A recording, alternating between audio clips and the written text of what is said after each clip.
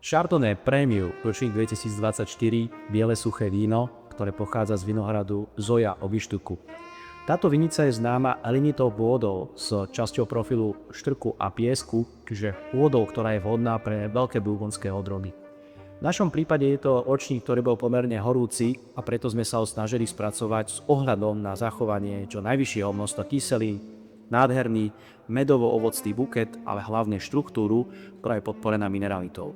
Toto víno skutočne doporučujem najmä k taký náročnejší jednám, či už to budú rôzne úpravy koutieho mesa, prepelice, prípadne bažantie meso. Alternatívou však môžu byť aj výborné cestoviny carbonara, ktoré sú robené so žltkom a pančetou. Alternatívou môžete pridať aj pistácie. Chardonnay tejto kategórie môže byť takisto ideálnym aj pre rôzne spoločenské udalosti ako nádherné víno na recepciu alebo príjemné spestrenie horúceho letného obeda. Prajem príjemný degustačný zážitok.